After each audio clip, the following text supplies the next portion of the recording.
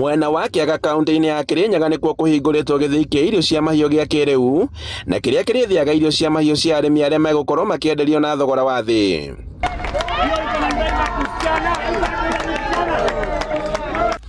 Akĩhingũra kĩganda gĩkĩ, gavana wa igũrũ augĩte atĩ nĩ gĩgũkorwo kĩrĩ kĩa ũguni mũnene kũrĩ arĩmi kaunti-inĩ ĩno na arĩa makoretwo makĩgũra irio cia mahiũ na thogora wa igũrũ rĩu marĩgũraga na thogora wa thĩ. Na ũmũthĩ tũla flag off gunia 360 na gĩtũmi gĩa tũke tu flag off nĩ ũndũ irio ici ithondeketwo nĩ factory ĩno ya Kirinyaga County Government ĩtagwo Kirinyaga nĩguo tũhote kũhe arĩmi subsidized irio cia ng'ombe na cia ngũkũ.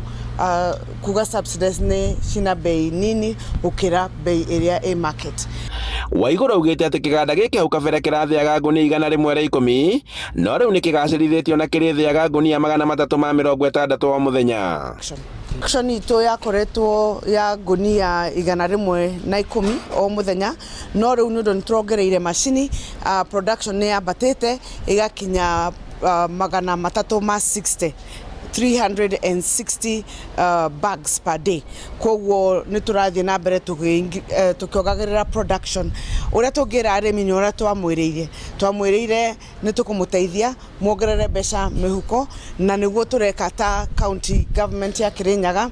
Na kuona atĩ rĩu arĩmi nĩ mekũhũnia mahiũ mao, gĩkĩro kĩa iria rĩu gĩtanyĩtwo kwambatĩra kũrĩa thirikari ya kaunti ĩkoretwo na tabarĩra ya kũhe arĩmi mbegũ cia kũgacĩrithia mahiũ cia gĩkĩro kĩa igũrũ. Nĩ tũkoretwo na program itũ toya mwena ũmwe wa irio. Kwĩna program ĩrĩa also tũra improve breed cia ng'ombe citũ na nĩ tũkoretwo tũkĩhe AI services na ng'ombe citũ rĩu nĩ ikinyĩte gũkorwo nĩ irongerera iria. Twambĩrĩirie ng'ombe ĩmwe kĩruta ta iria 2.5 liters per day no rĩu tũkinyĩte 7.8 liters tũgĩthiĩ 9 liters na tũrenda gũthiĩ nginya 12.5 liters ng'ombe ĩmwe. Koguo tũrathiĩ tũkĩimprove breeds na kũmahe irio na kũimprove irio iria mararĩa. Na irio ici nĩanĩtwo kũgerera thathaitĩ cia arĩmi na kũrĩa megũtwarĩrwo hakuhĩ nao na thogora wa thĩ. Handũ-inĩ ha Inooro TV kuma Kiaga kaunti-inĩ ya Kirinyaga, njĩtagwo Boni wa Thuku.